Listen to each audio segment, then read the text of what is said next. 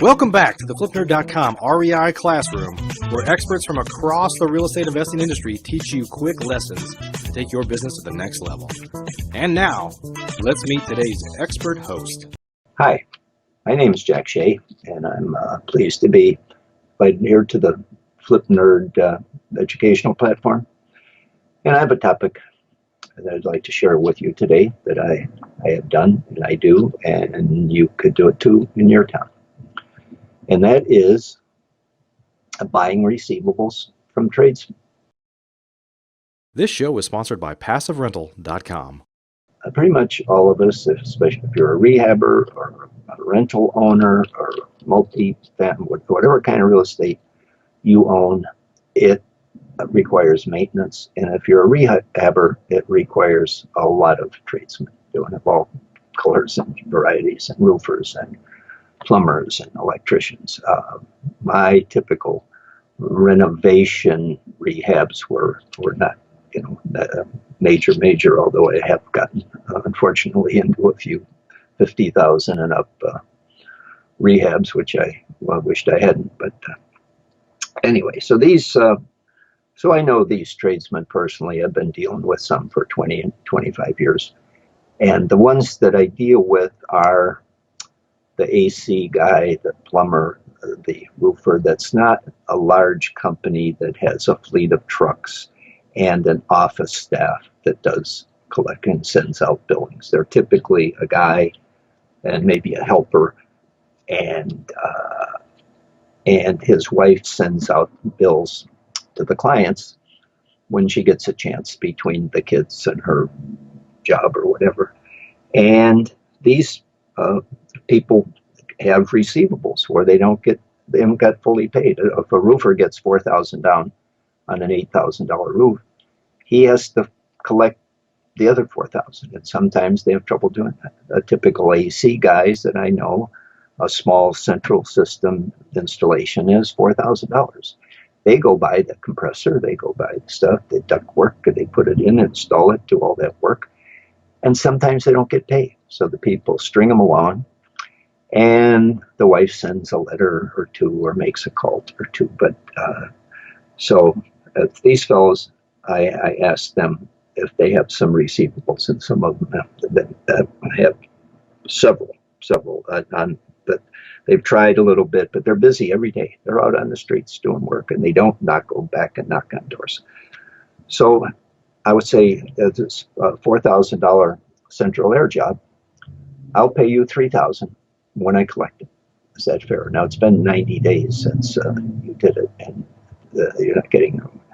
Then the guy said, that's fair enough, because they paid for the compressor, they paid for stuff, and if he gets $3,000, he'll get his cost of material back and some of his labor, and not a lot of profit. Same with the roofer, plumber. So they'd rather clean that off their books than have it sit idle, and the longer it sits, the worse the work it gets. So, but I don't buy the receivables from the people, from the fellow, and give them $3,000 and hope to collect.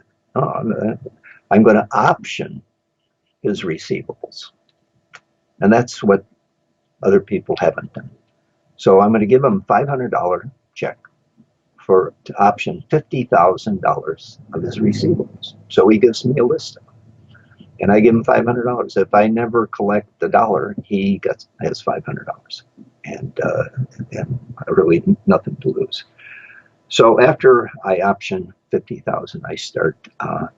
I hire some Odesk people, or if you have teenagers or something, they have a series of collection letters. I don't know if you've got them, or everybody gets them, or something. Is the first letter says, I've acquired an interest in your receivable, and if you will pay in the next 14 days or by the 30th of the month, I can offer you a $200 discount or some small discount, and just leave it at that. Thank you. We'd like settle up with you, and in the spirit of cooperation, I can offer you a small this discount. And so sometimes people are a little bit embarrassed that this has been sold to somebody else, and I have some kind of federal national funding or some kind of make up some scary name. It's not internal revenue. No, I don't do that, but just some capital, financial capital or somebody like that. Anyway, sometimes they respond. And by the way, you can find these letters, sample letters, and Google it. Just go Google collection letters. You get a whole pile of different ones. So you get their Word documents. Make your own. I mean, I doctor them and adjust them a little bit to your style. So the second letter is a little more firm. We haven't heard from you in 14 days, and now we're advising you that the full amount is due and payable. Blah, blah, blah. Let me back up for a second. In the first letter or anything, said, please advise me if the work was not done completely or is unsatisfactory, or if you made some partial payments. And I know these guys, but some people say, well, I made a few payments, or he didn't come back in service sometimes. So you don't want to get in the middle of that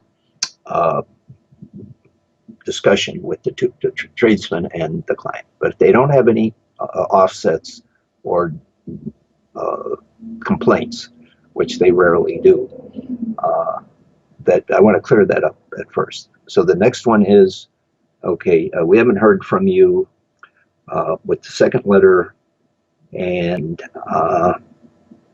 then they get the third letter. And the third letter is that you must pay this by, 20 days or some date, or if not, legal action may be commenced. And it is, and that's the typical chain of letters that people do in various time periods. But remember, these tradesmen, this roofer and this AC guy, they have lien rights on that property, and they can lien the property. And we get into say, well, you don't have, we kind of reminded, well, do you have a job, or do you have a car? We could get a judgment, and this is implied. And I say, I know a guy, I know this attorney, that he goes and tows people's cars away after he gets a judgment. So wouldn't be me, but kind of gives them a wake-up call.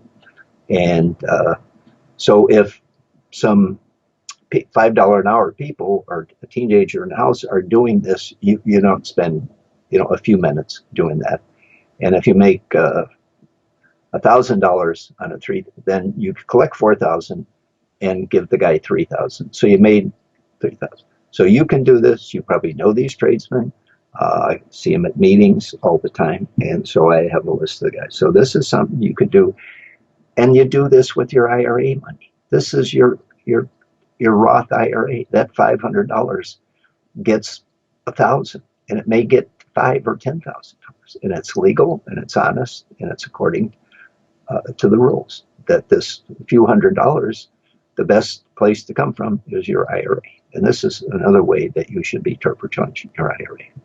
So you can see me at jackshearealestate.com, and with this, and happy investing. PassiveRental.com is your source for turnkey, done-for-you rental properties. If you'd like to be an investor and not a landlord, please visit PassiveRental.com to learn how to purchase cash-flowing, professionally managed rental properties in the hottest rental markets across the country. We can also help connect you with financing for your next property. Invest the easy way today and get started by visiting PassiveRental.com. Please note, the views and opinions expressed by the individuals in this program do not necessarily reflect those of FlipNerd.com or any of its partners, advertisers, or affiliates. Please consult professionals before making any investment or tax decisions, as real estate investing can be risky. Are you a member yet of FlipNerd.com, the hottest real estate investing social community online? If not, you can join for free in less than 30 seconds and get access to hundreds of off-market deals, vendors in your market to help you in your business, And you can start networking with thousands of other investors just like you. Get your free account now at flipnerd.com. Please check out the Flip Nerd family of real estate investing shows, where you can access hundreds of expert interviews, quick tips, and lessons from leaders across the real estate investing industry. They're available at flipnerd.com/shows, or simply search for Flip Nerd in the iTunes Store.